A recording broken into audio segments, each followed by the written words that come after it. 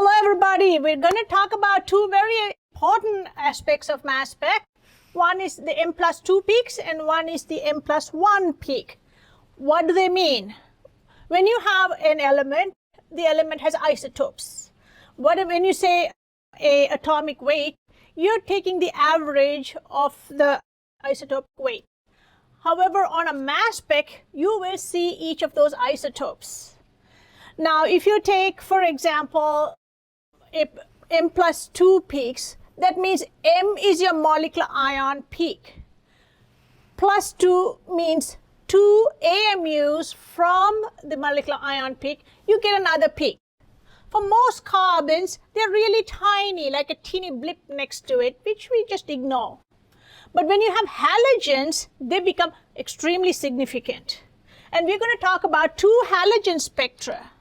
And these are the two that have M plus 2 peaks that are significant. One is a alkyl chloride, and the other one is an alkyl bromide. So chlorine has got probably like 25 isotopes. Most of them are very transient. But there are two that are very stable. And you have chlorine 35 and chlorine 37 isotopes.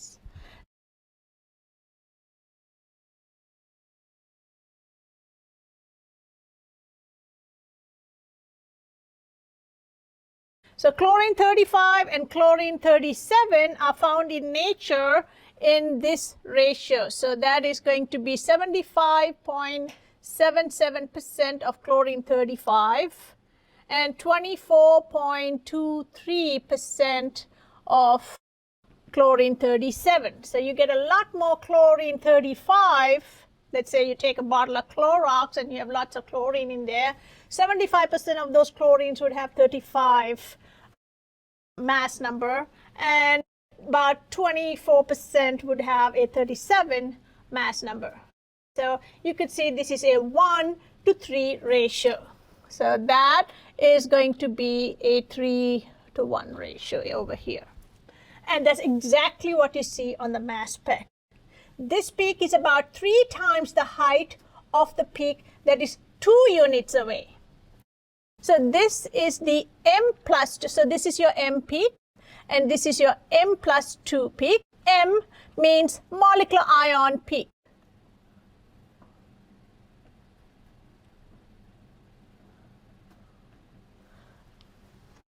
So that's mainly due to the chlorine isotopes. Now, well, if the average atomic weight is then the average of these. So the atomic weight is just the average of these two. So it's going to be the weight of the 35 mass number isotope times 0.7577 plus the weight of the 37 isotope, which is going to be very close to 37, times 0.2423. That gives you the atomic weight, and we always see that as 35.45 AMU. But you don't see the average here. You see a peak for each of those isotopes because it's just basically weighing the mass. Now, if you take this, you have a peak at 77 and you have a peak at 112, and then the M plus 2, of course, would be 112 plus 2, and that would be 114. This would be for the 37 chlorine, and this would be for the 35 chlorine.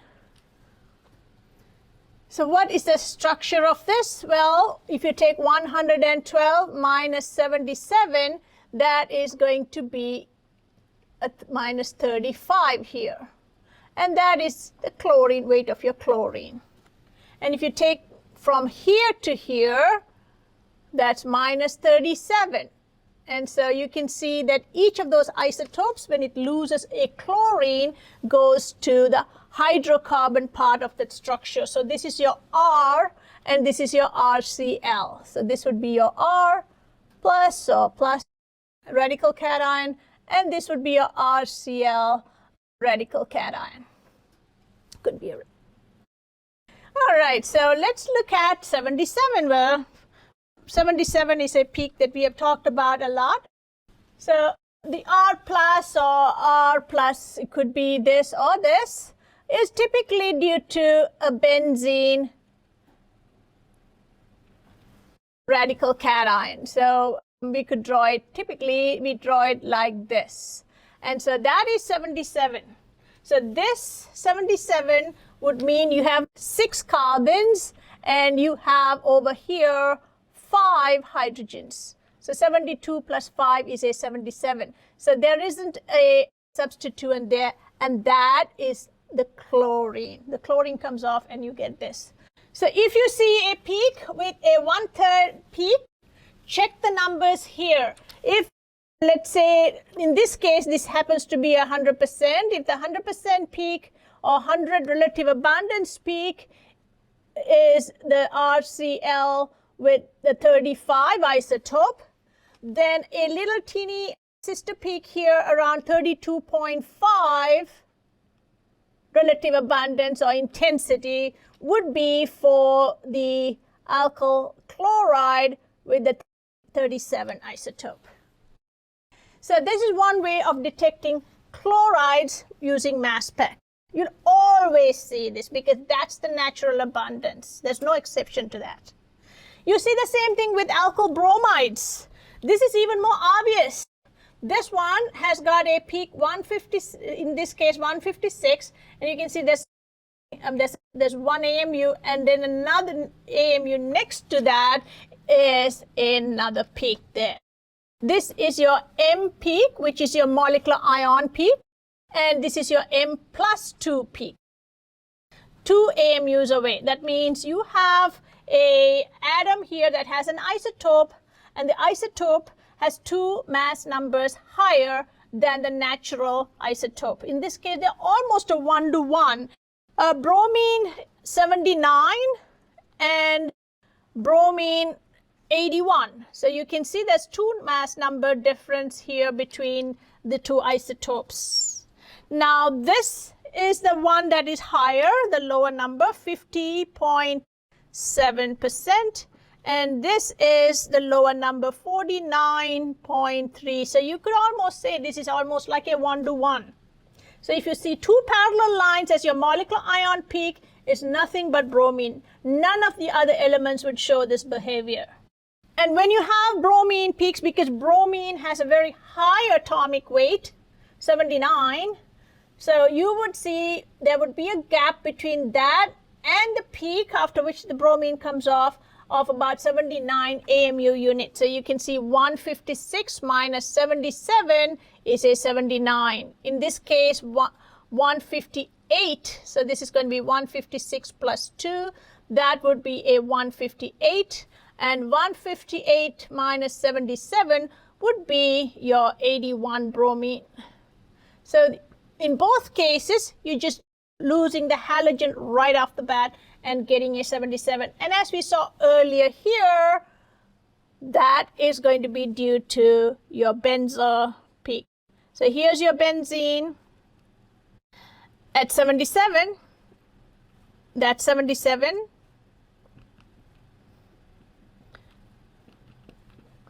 When it comes off as a radical cation, that would be 77 units AMU. On that, you would have your bromine attached. The bromine could be either having 79 AMU or 81 AMU, almost an equal chance. This is your 77, and this is going to be 79 or 81 AMU. So you could see that if you have halides, just in this case, you have a halide with a chlorine on it, and the R group can be different. It could be ethyl, methyl, whatever, and you have a chloride here. You would have either a AMU weight loss of 35 or 37 between that peak and the next peak. In this case, the R group is 77, which is just a phenyl group or a benzene group. Let's look at M+1 peaks next. M+1 peaks can be used for finding out the number of carbons in a molecule, in any molecule. So carbon 13 is 1.08% of the carbon in nature. So for every carbon peak that you see, you should get a teeny peak with the intensity of 1.08%.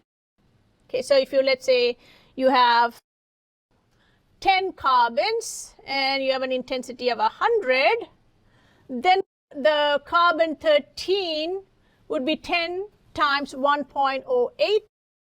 So that's going to be, about 10.8%.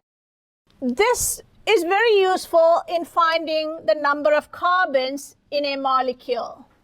We are going to use the Y scale here. All of this time we've been using the M/Z X scale. We're going to use the Y scale. The Y scale is relative abundance. That means, and we talked about this, set the peak that is the highest to 100. That means this molecular ion fragment is the one that is the most abundant. So it's going to set that to 100 and it's going to measure everything relative to that. So relative to this is about 37. So this is a relative abundance scale. And we're going to use this scale to find the number of carbons in a molecule. So this information is useful for finding the number of carbons in a molecule. There are two ways of doing it actually, and we'll do both of them and see if they both match up so we know that we're doing the right thing. So there is a formula for that. The percentage or the relative abundance of M+1 would be cumulative amount of all of the isotopes that have an atomic weight 1 higher than the atom itself.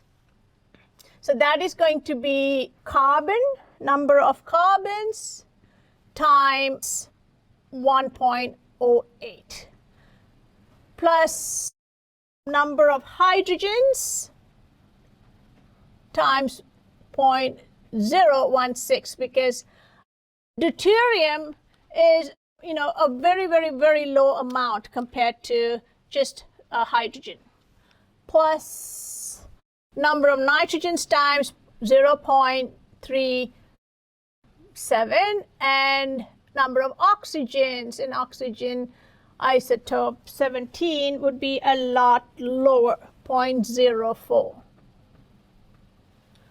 So if you have, let's say, just carbon, hydrogen, and oxygen, which most of them do, you can neglect the hydrogen and the oxygen and just focus on the number of carbons. Let's say you have a formula that is C5H10. And let's say the molecular ion peak is 100%.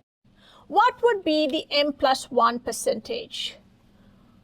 So calculating, so here we're going to find the percent or relative abundance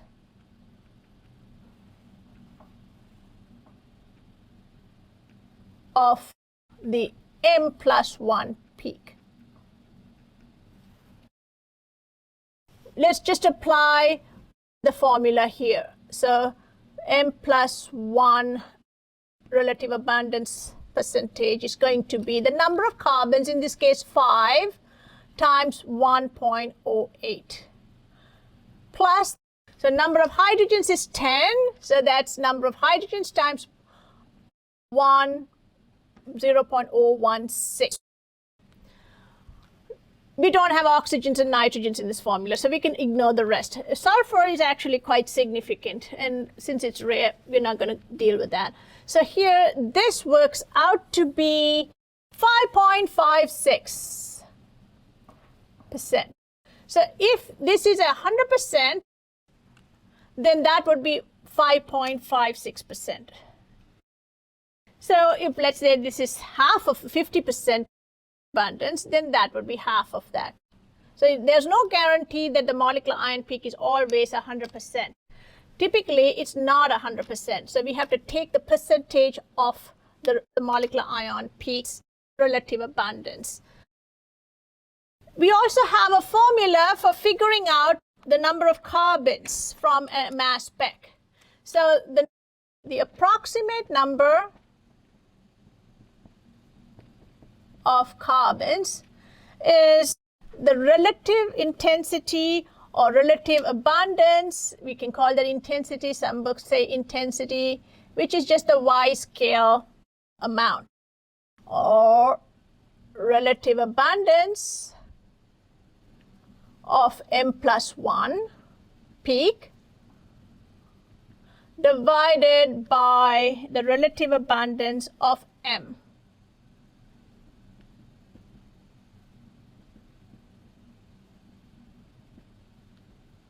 M peak times 100 over 1.08. That's going to give you the approximate number of carbons. Now, what do we mean by the M+1 and M peak intensity? So here's your relative abundance scale, Y scale. Here is the M peak, which is at 70. M+1 is that tiny little, daughter peak right next to it. And all of the spectra would have this teeny peak. We usually ignore it, but that's useful information to find the number of carbons and hence the molecular formula for that molecule. So here, this is about 35% and this is about 2%. So let's see if this works out. So this is going to be for this spectra, number of carbons is going to be, so we're talking about this spectra here. So I'll put a star here.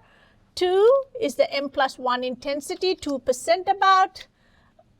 And here, this is going to be about 35% times 100 over 1.08. And put this in your calculator and see what you get. It works out to about 5.37. That's about, since it's a number, you can't have a fraction. So rounding it up, it's 5. So the number of carbons in this molecule is 5. Let's find another method of finding the number of carbons, method 2. And this is very, very approximate, even more approximate probably than even this. So let's say you say to find the approximate number of carbons. Since we're dealing with hydrocarbons, carbon number is very key to finding the molecular formula. Carbon atoms. This is taking the mass or the molecular ion peak from the molecular ion peak and dividing it by 12 because 12 is the AMU for a carbon. And that we then try to find out whether it's too many or too little by adjusting the number of carbons and then find carbon and hydrogen. This would work if it's just a hydrocarbon. If you had oxygens, then you have to take them off of the mass. Let's look at this one. This is 70. So here is a mass. Let's say I don't know the formula at this point. Mass equals 70 AMU. So we take the mass and then we divide that by 12. So approximate number of carbon atoms, let's say 70 AMU divided by 12. Let's take 70 divided by 12. That's about 5.8. If you round that up, that's about 6 carbons. Well, that's not going to work because if you have 6 carbons, 6 times 12 would be 72. So that doesn't work. So this is kind of a trial and error method. Let's try 5 carbons then because that's too much. So if you take 5 carbons, then 5 times 12 is going to be 60. And we have 70 minus 60 then, molecular ion 70 minus 60 is going to give us 10 AMU. So then, therefore, this is going to be, the formula would be 5 carbons and 10 hydrogens, because we don't have any other atoms that are 10 typically. So that's going to be C5H10. And we came to the same conclusion here. We have 5 carbons here. You have a molecular ion peak at 70. So therefore, 70 minus 5 times 12, that's 60, is going to be 10 AMU. So here, this is also correct. So you can say that 10 is for the hydrogens, and therefore your molecular formula is going to be C5H10. So there are 2 approaches to this. One is using the mass spec and using this formula, and the other one is just trial and error, putting it in and trying to figure it out. So that's one of the very important applications of M+1 peak, is to find the molecular formula. Finding molecular formula.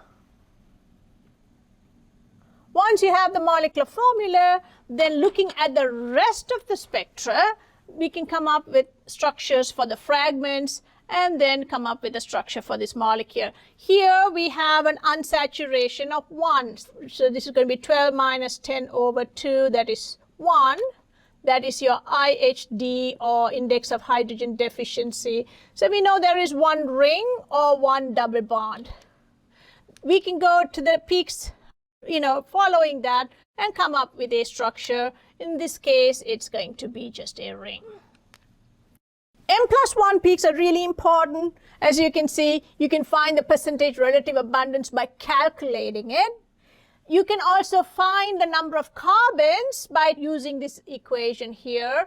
And you can see in this case, the intensity of the relative abundance of the M+1 peak to M peak is about 5.37. And that's really very close to what we calculated here. So this method is valid, you can say, from, since these 2 match up. Then we can go about finding a formula for a 5-carbon fragment. Let's say you have 5 carbons and your molecular ion peak is at 70. Then you can come up with a hydrocarbon formula of C5H10. We can also do that by trial and error, as you said, trying to find out how many carbons will fit into that molecular ion peak. And then we can go about finding out number of hydrogens or other atoms. And we're going to do a lot more of these in the future, so you would have an idea of how to come up with functional groups for molecules using the fragmentation patterns. All right, guys, I will see you soon, and we are going to be applying these in problem solving in the days to come. Talk to you soon. Bye.